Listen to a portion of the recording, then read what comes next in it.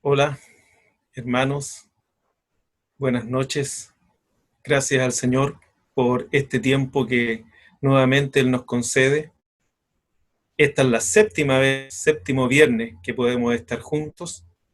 A tantos hermanos y hermanas que se suman eh, a través de YouTube a este Conectados con la Palabra.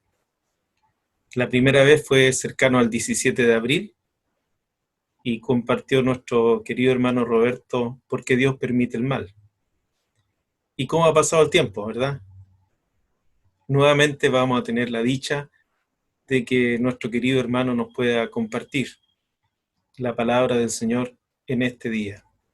Sin lugar a dudas, todo este tiempo es un tiempo tan necesario de estar a los pies del Señor. Cualquiera de nosotros que pudo mirar el título de la palabra que el Señor va a traer por nuestro hermano Roberto, no deja de considerar que esta es la posición más segura de cualquier creyente. Que el Señor bendiga de gracia a nuestro hermano. Por cierto, muchas gracias a todos los jóvenes, a las señoritas que han grabado las preciosas canciones que hemos podido estar escuchando. El solo hecho de escucharlas y de recordar la grandeza y hermosura de nuestro Señor nos motivan a estar a los pies del Señor y a estar seguros en sus manos. Gracias al Señor por nuestro hermano Roberto, que vivió una experiencia compleja con el inicio de esta pandemia, pero que el Señor lo ha guardado, a él, a su esposa, a sus hijos, sus hijas, sus nietos. Vamos a orar por nuestro hermano para que toda gracia y todo denuedo venga del Señor, le socorra y el Señor nos pueda hablar a nosotros. ¿Les parece, hermanos? Allí donde estamos, en nuestras casas, en la intimidad de nuestros hogares, cerremos nuestros ojos y dispongámonos para atender la voz del Señor. Gracias, Padre, por permitirnos esta noche una vez más poder estar atentos a tu palabra. Danos la tranquilidad en nuestro corazón, el sosiego en nuestra alma, para estar delante de ti. No cabe duda que es una cosa la necesaria, y esa necesaria que es oír tu palabra. Qué hermoso poder estar a los pies tuyos para oírla. Señor, oramos por nuestro querido hermano Roberto, para que toda gracia fluya de él, para que toda sabiduría fluya por él. En el nombre de Jesús, le bendecimos esta noche y quedamos, Señor, atentos a lo que por tu Espíritu nos quieras hablar, para la gloria tuya. Amén. Querido Roberto, adelante. Muy buenas noches, amados hermanos y hermanas que se encuentran conectados en este momento desde diversos lugares de Chile y de varios otros países. Es una bendición poder compartir una vez más la palabra de Dios con ustedes. Hay algunas amistades, hay algunos familiares también conectados a los cuales saludamos especialmente. Esta noche el título del mensaje es Los pies y las manos de Jesús. Son principios sumamente relevantes en los evangelios, los pies y las manos de Jesús, porque tanto los pies como las manos de Jesús fueron clavados en la cruz. Y cuando los cristianos se posicionan al pie de la cruz y se cobijan buscando la cobertura de las manos de Jesús, los cristianos toman una postura, se posicionan de un lugar. Las manos y los pies de Jesús se encuentran en numerosas escenas en todos los milagros y los hechos portentosos que Jesús hizo mientras estuvo aquí en la tierra. Por ejemplo, cuando el Señor entra en la casa de Marta por primera vez en Betania, Jesús andaba con sus 12 discípulos y mujeres que le acompañaban. Habían venido desde Galilea, más de 120 kilómetros habían caminado, y hasta llegar a ese lugar, no en un día, por supuesto, después de muchos recorridos llegaron ahí. Y María, la hermana de Marta, se sienta a los pies de Jesús. Y esa postura que tiene María es la postura de la iglesia, una postura de un discípulo, de un rabino, que era lo más común en la época. Todos los discípulos tenían esa postura, pero nunca había habido una mujer que estuviera a los pies de un rabino. Así que eso es algo maravilloso y sorprendente. Acuérdense que en las tradiciones judías, que una mujer se acercara a un hombre y lo tocara, era como que la mujer contaminaba al hombre como por impurezas. Así de despreciada era la mujer en aquellos días. Y en los acercamientos del Señor Jesucristo a la humanidad, recorriendo toda la región de Galilea, todos esos recorridos que hizo por Galilea, por Judea y por muchos lugares, la fama de Jesús se extendió porque Jesús se acercó a los pobres, se acercó especialmente a las mujeres, se acercó a los enfermos y a los pecadores. Y en todos estos 4 ambientes de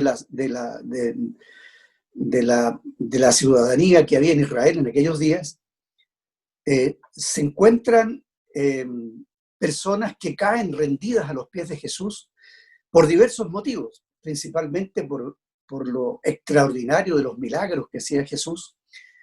Y a esas experiencias técnicamente hay escritores como C.S. Lewis, por ejemplo, que las menciona como experiencias numinosas. Abundan los relatos de las obras de Jesús en este tipo de escenas numinosas, porque lo luminoso tiene que ver con lo inusitado, con lo desconocido, que causa un sobrecogimiento en los que son impactados al presenciar un milagro de proporciones.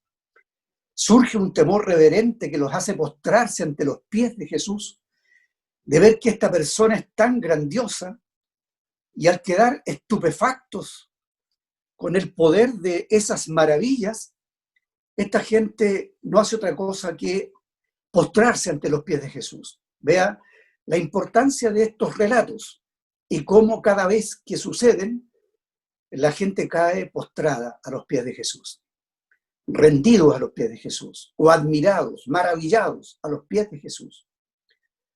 Estas experiencias están narradas en el Antiguo Testamento también. Por ejemplo, cuando Isaías está en el templo, o sea, vio en una visión la gloria de Dios en el templo, y cuando se le aparece la gloria del Señor en el templo, dice Isaías, ay de mí, porque soy hombre inmundo de labios. Yo he participado de los pecados de mi pueblo. Y ese que cayó como muerto cuando vio esa experiencia tan extraordinaria. Así que la presencia de Jesús causa esos efectos luminosos en las personas que lo observan, que son testigos oculares y presenciales de las enseñanzas de Jesús, que son sorprendentes, y también de las obras de Cristo, que también tienen esa cualidad. Ahora, la postura de un cristiano comienza a los pies de Jesús.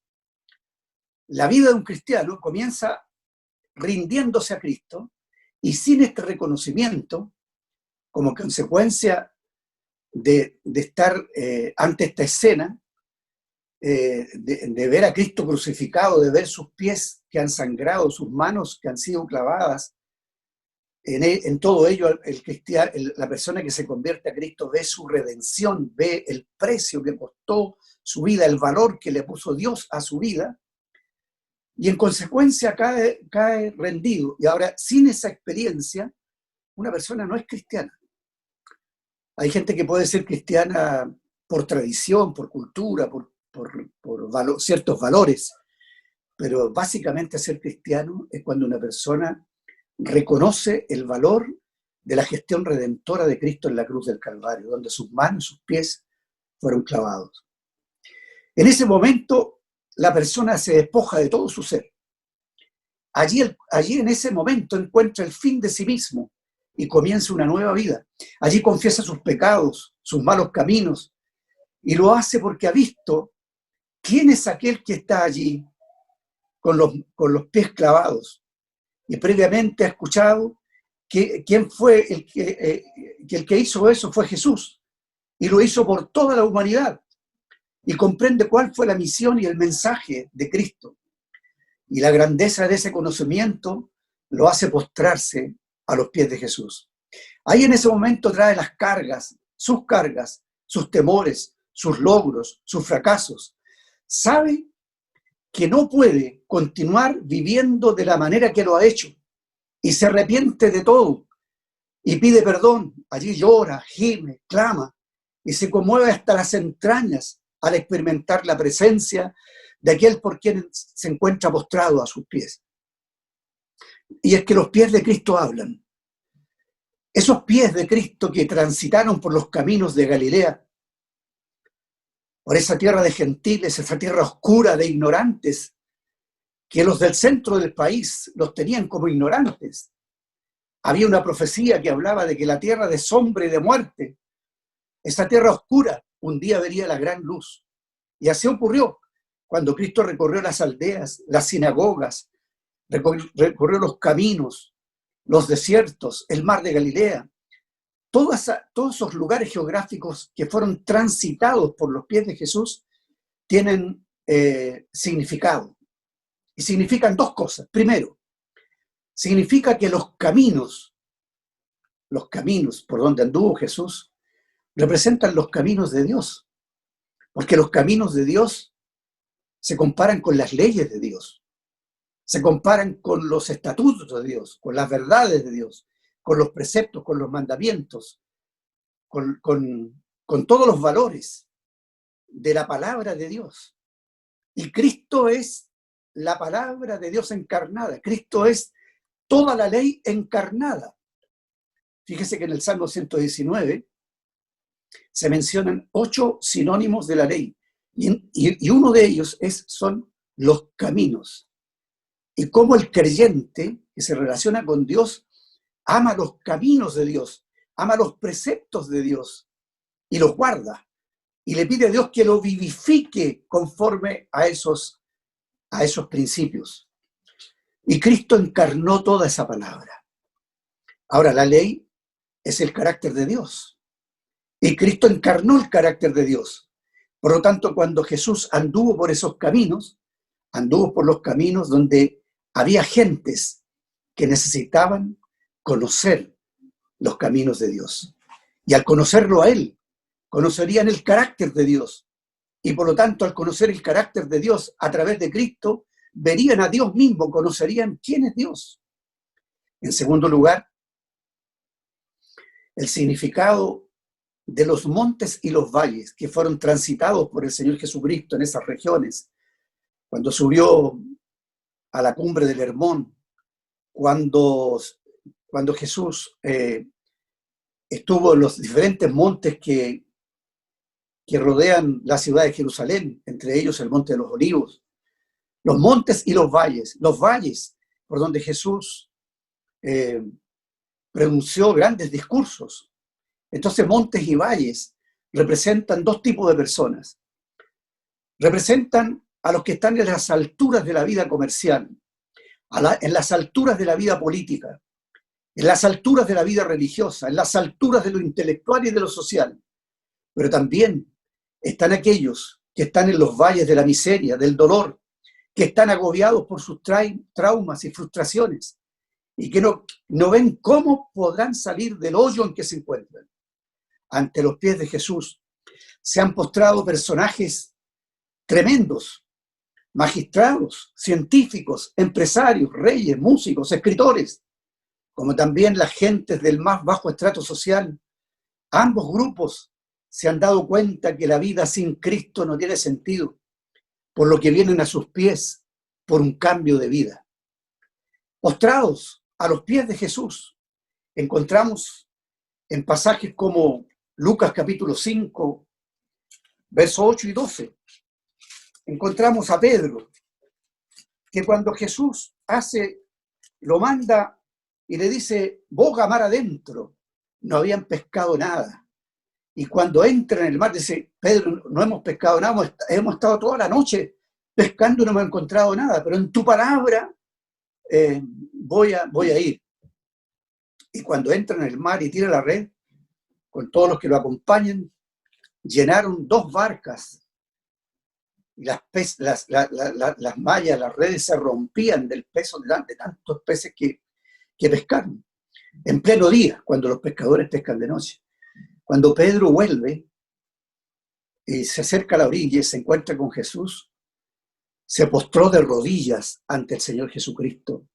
Esa fue una experiencia luminosa, porque sorprendido, sobrecogido, espantado y temeroso, no se sintió digno de ser objeto de haber visto y presenciado una maravilla tan grande como esa pesca milagrosa. ¿Qué diremos del leproso?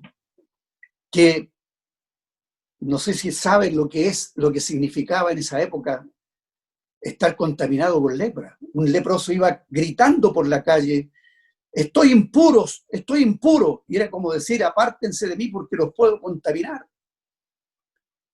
Y ese hombre que vivía el dolor y la vergüenza de una enfermedad tan calamitosa como la lepra, se postró ante Jesús al oír la fama de Jesús. Y le suplica y le pide que lo sane. Y Jesús hace el milagro de sanarlo, de limpiarlo. Cuando Jairo, el principal de la sinagoga, teniendo una hija que estaba moribunda, se postró a los pies de Jesús, rogándole que entrara en su casa para que hiciera algo por su niña que estaba moribunda. La mujer que sanó del flujo de sangre también se postró a los pies de Jesús. Cuando ella tocó el manto de Jesús, fue sanada al instante. Y cuando Jesús pregunta, ¿quién me ha tocado? Porque he notado que poder ha salido de mí, en medio de una multitud que apretaba a Jesús. Esa mujer se acerca y se postra a los pies de Jesús. Y le dice, yo te toqué, le dice, y cuando te toqué al instante fui sanada. Después de 12 años de haber gastado una fortuna tratando de buscar medicina para su cuerpo.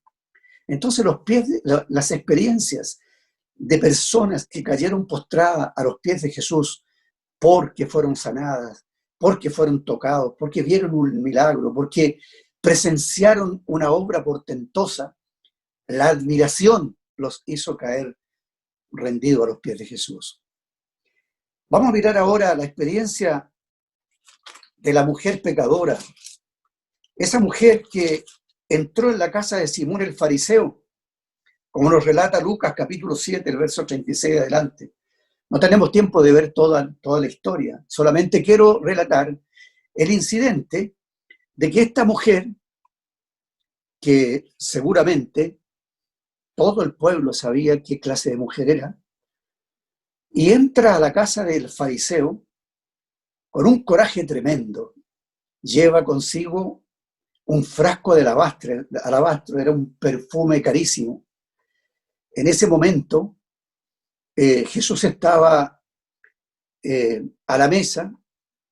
En ese tiempo, los que se acercaban a una mesa, la mesa eran muy bajitas, no se sentaban en sillas, recostados, con su mano izquierda, con su brazo izquierdo y con la derecha comiendo, con los pies hacia atrás. La mujer se inclina ante los pies de Jesús. Los pies de Jesús, que habían transitado por caminos polvorientos, seguramente estaban así sucios. El fariseo había roto las costumbres y las tradiciones porque a un huésped lo primero que se le ofrecía era el lavamiento de pies. Y esta mujer, que había tenido un encuentro antes con Jesús y había experimentado el perdón de sus pecados y había sido aliviada de sus dolores, de sus pesadillas, de sus traumas, de haber vivido para satisfacer las perversiones sexuales que los hombres con dinero pagaban para obtener un placer con ella. Esta mujer, que había sido objeto de la perversión de los hombres, agradecida por el descanso que había significado, que su alma estuviera inundada de paz, y al estar ante la presencia de aquel Maestro y Señor que le había limpiado sus pecados, que le había perdonado y que le había visto hacer quizás cuantas cosas a Jesús, porque entre la multitud que le seguía por todas partes donde andaba Jesús, la gente lo seguía de una ciudad a otra, de un pueblo a otra, y caminaban días enteros presenciando este tipo de milagros.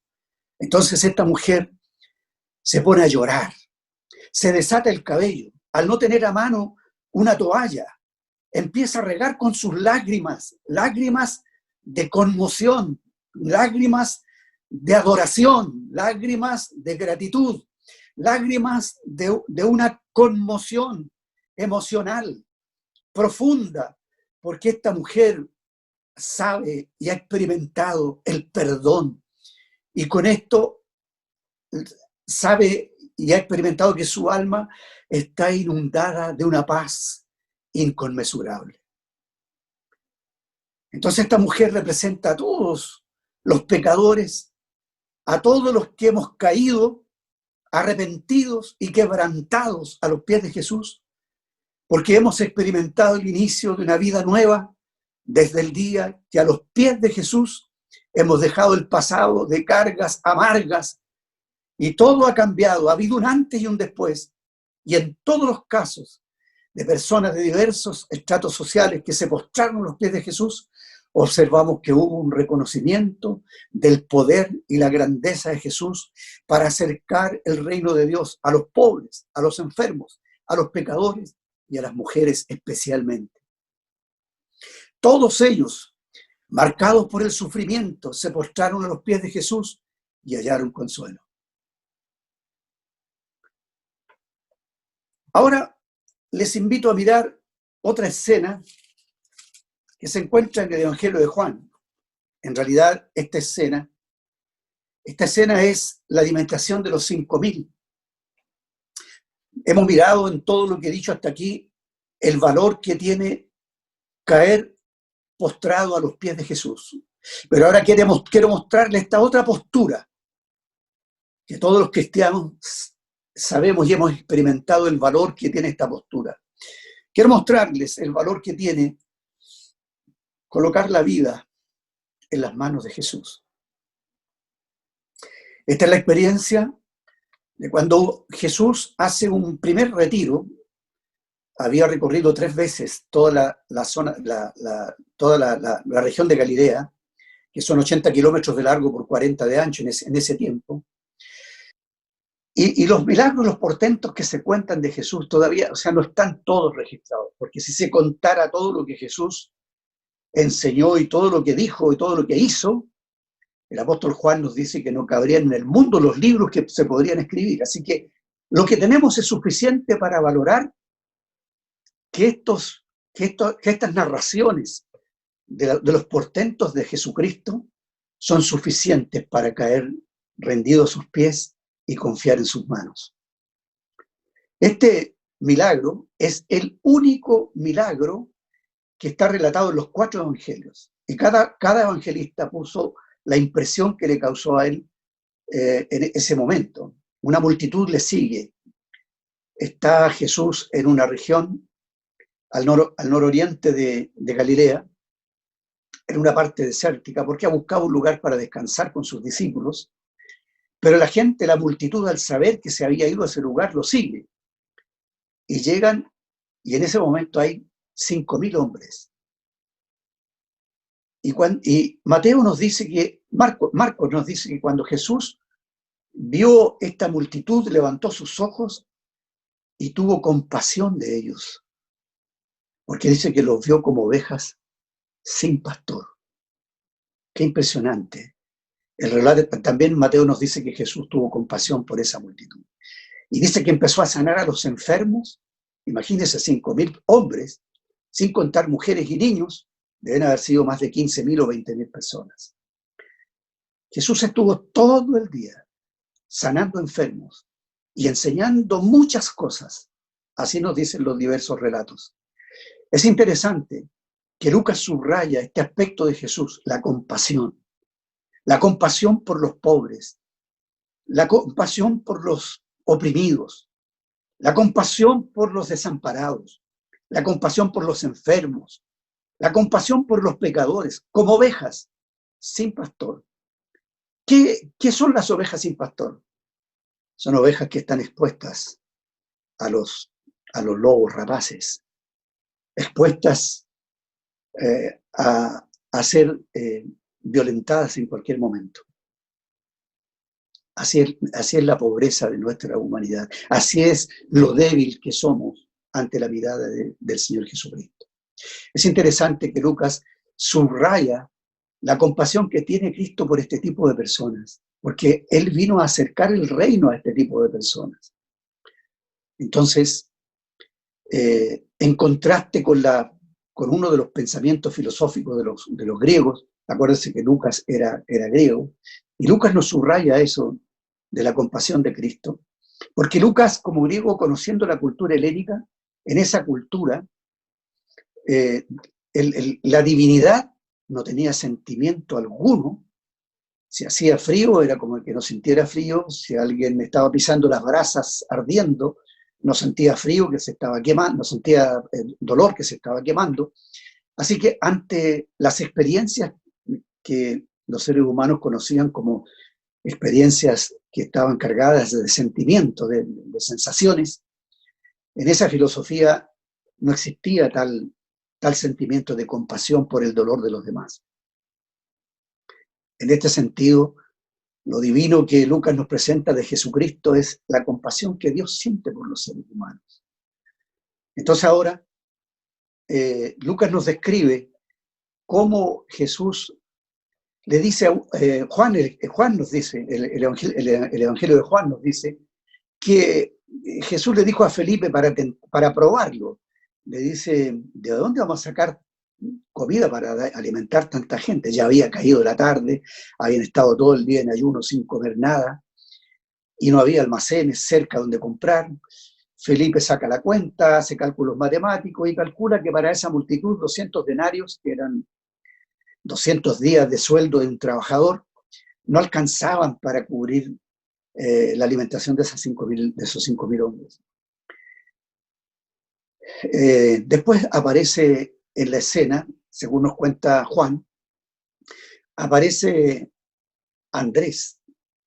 Y Andrés presenta a un muchachito que tiene 5 panes de cebada y 2 pececillos. Y Jesús le pide que le traigan a ese niño y esos panes. Y el niño seguramente puso el pan y puso los 5 panes y puso los 2 pececillos en las manos de Jesús. Esto es algo extraordinario, hermanos. ¿Qué es un muchachito a los ojos de esa multitud? ¿Qué son 5 panes de cebada? El pan más barato de todo el comercio de pan en la época era el pan de cebada, el pan más barato que podía existir. ¿Qué son 2 pececillos? Eso es lo que dice Andrés. Dice, esto es lo que hay, 5 panes y 2 pececillos. ¿Y qué es esto para toda esta multitud? Entonces Jesús, cuando toma el pan en sus manos, mira hacia el cielo. Podemos imaginarnos la escena. Jesús con esos panes y esos pececillos en sus manos, y los presenta, da gracias a Dios y los bendice. Y luego los pone en las manos de sus discípulos para que lo repartan. Dadle vosotros de comer. Jesús podía haber hecho el milagro más completo, podía haber hecho que lloviera el pan, que viniera globando, que cayera en las manos de la gente como un globo que cae en cámara lenta. Podía haber hecho cosas fantásticas, pero no. Jesús con esto nos enseña que Él quiere usarte a ti y a mí. Que por pequeño que seas tú, por pequeño que te sientas, por insignificante que sea tu vida, quizás te sientes en este mismo momento que tu vida no vale, que tu vida carece de significado. Pero piensa, tu vida en las manos de Jesús. Si tan solo Jesús te recibe en sus manos, ¿qué podría pasar con tu vida? ¿Qué podría pasar con tu pobreza? ¿Qué podría pasar con tu enfermedad? ¿Qué podría pasar con tus limitaciones? ¿Qué podría pasar con tus traumas? ¿Qué podría pasar con tus desgracias? ¿Qué podría pasar con tu vida? Lo mismo que ocurrió con esos panes y esos peces. Lo mismo que pasó con ese muchachito inadvertido, pero que sería recordado por siempre por haber puesto eso poco en las manos de Jesús. Lo que es poco en las manos de Jesús será multiplicado. Si tú careces de inteligencia, si careces de educación, si careces de recursos, si careces de amor, de afecto, ponte en las manos de Jesús. Y te aseguro que tu vida se llenará, se inundará, que la presencia de Cristo te llenará de tal manera que no tendrás falta de ningún bien. Esa es mi experiencia y es la experiencia de todo cristiano.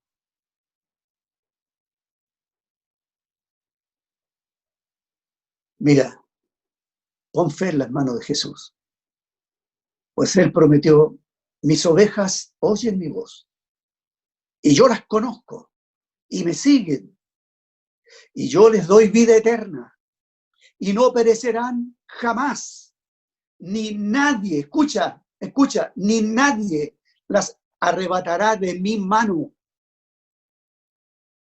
Permanecer en las manos de Jesús es la postura más correcta y normal para todo cristiano. Pase lo que pase, nada ni nadie te podrá mover de las manos de Cristo. Gloria al Señor. Todo se multiplica y todo adquiere valor cuando nos posicionamos en las manos de Jesús. Esas manos se posaron sobre muchos enfermos y sanaron. Y eso implica que el valor de que las manos de Cristo te cubran, quiere decir que la salud, tu salud, está protegida bajo las manos del Señor Jesús. Esas manos tocaron a los leprosos y fueron limpiados. Y eso implica que cuando las manos de Jesús tocan a una persona impura, ya sea que la impureza sea por una enfermedad o por un asunto de moralidad, eso implica que si Jesús te toca, tu vida será purificada. Esas manos fueron las que levantaron de la cama a la hija de Jairo cuando estaba muerta. Y cuando Jesús invitó a los padres, a Jairo, a su esposa, y a los tres apóstoles, a Pedro, Juan y Santiago, los invita a entrar en la casa. Y dijeron: no te preocupes, tu hija no está muerta, tu hija duerme. Y cuando la gente escuchó esas palabras, la gente se reía y se burlaba. Cuando Jesús entró y vio a la niña, le extendió la mano, le habló a la niña. Y las palabras de Jesús, porque las palabras de Jesús son espíritu y vida. Las palabras de Jesús, las palabras que te estoy hablando, que son palabras que glorifican a Cristo, son salud y vida para ti. No son palabras de un mero conocimiento intelectual, no son meros conceptos. Son palabras que están llenas de poder. Y la palabra de Cristo tiene poder para levantar a los muertos. Esas manos tocaron los ojos de los ciegos y recibieron la vista.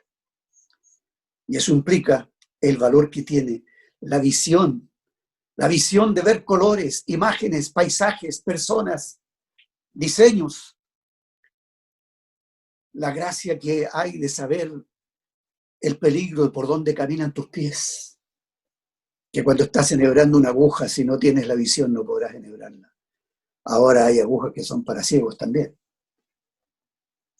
Esas manos tocaron el féretro del hijo de la viuda de Naín.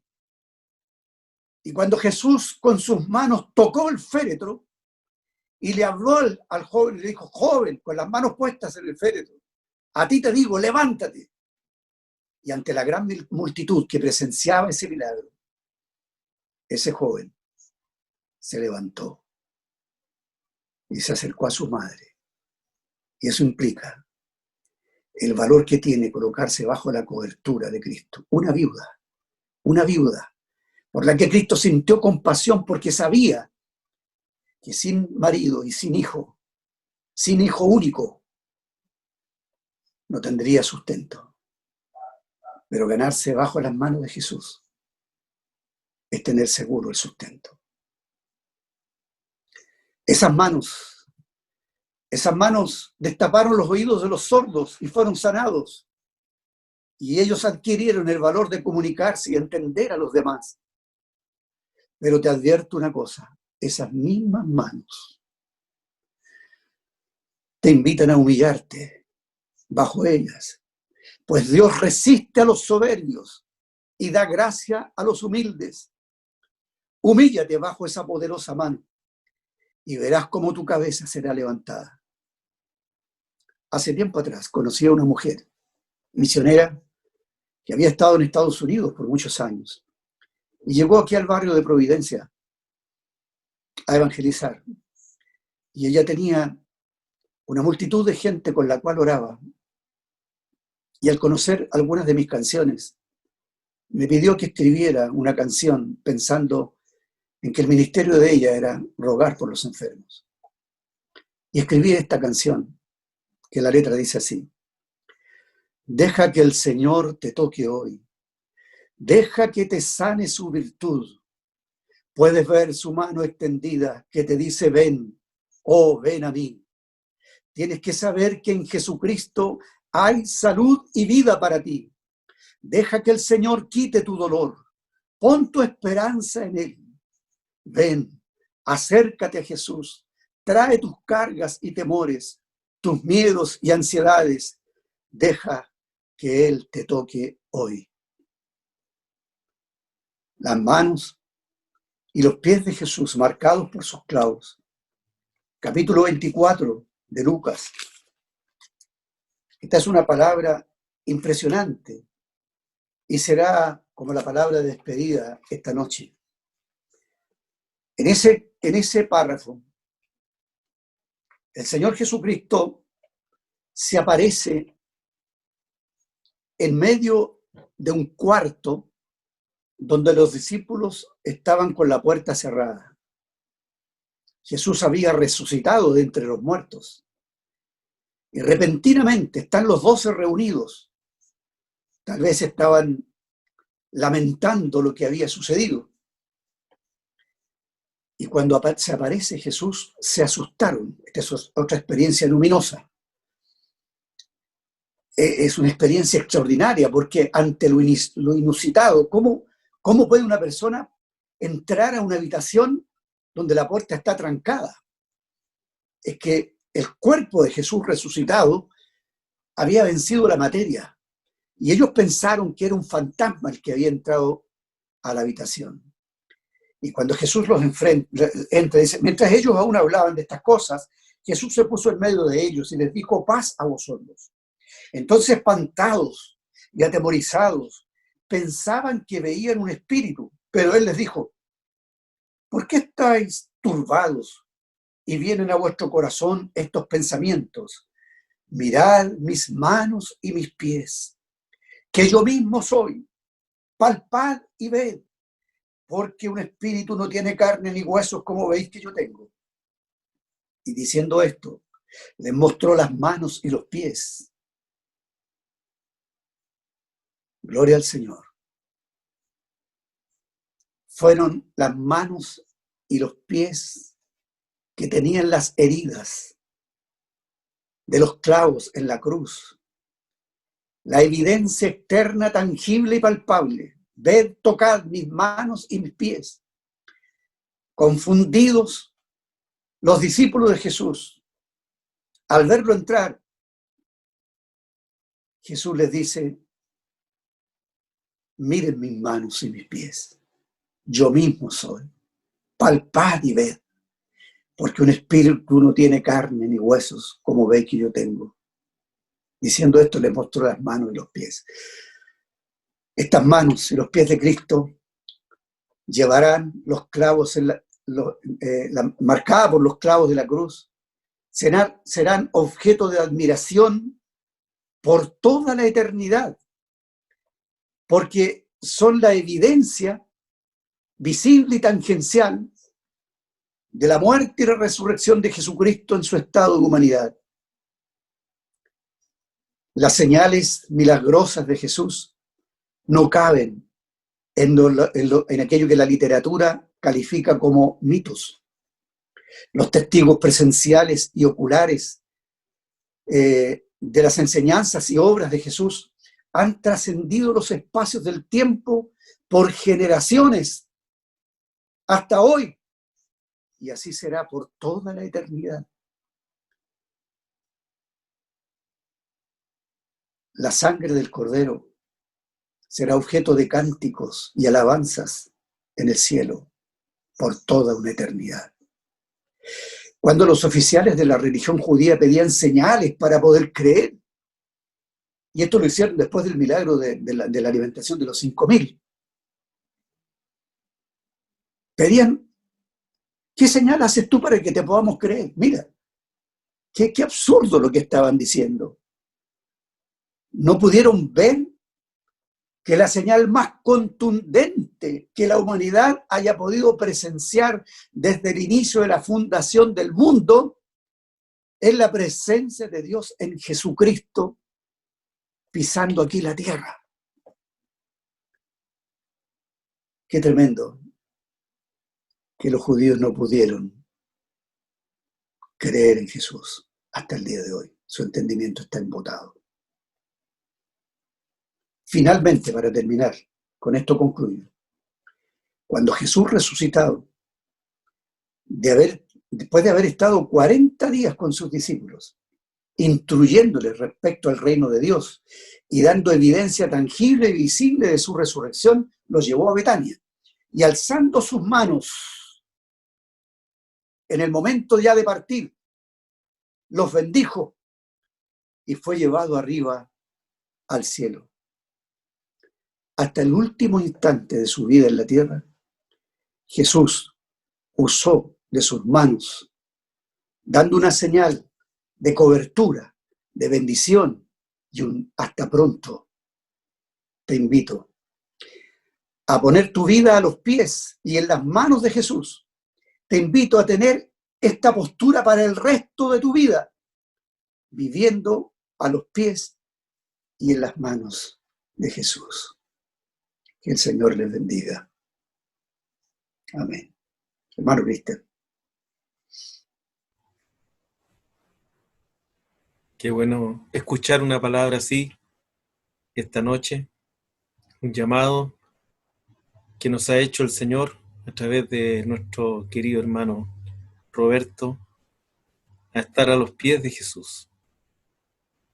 En estas imágenes que Él nos fue mostrando, en estas vívidas imágenes que Él nos fue mostrando, qué notable, qué notorio apreciar a quienes pudieron estar a los pies de nuestro Señor Jesucristo. Todos ellos reconociendo lo que seguramente el Señor quiere que tú y yo reconozcamos: la autoridad, la belleza, la hermosura. Así como Pedro nos habló la palabra, que luego de esa pesca milagrosa no tiene más que decir: apártate de mí que soy pecador. O como esa mujer pecadora que llega a los pies de Jesús para vertir sus lágrimas y con sus cabellos secar sus pies. ¿Hay algún lugar más precioso que estar a los pies de Jesús? ¿Hay algún ambiente más maravilloso que estar en las manos de Jesús? Manos preciosas. Nadie tocaba a un leproso. Nadie se acercaba a un leproso. ¿Se imaginan a un leproso viendo a este hombre acercarse a él y en un momento ver que acercaba su mano para tocarle, quizás cuánto había pasado sin que nadie lo tocara.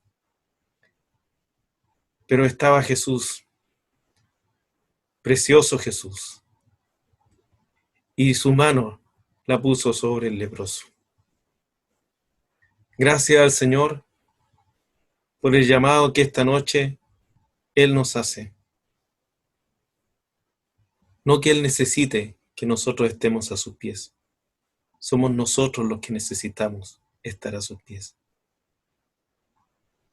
Él nos invita a estar cuidados en sus manos.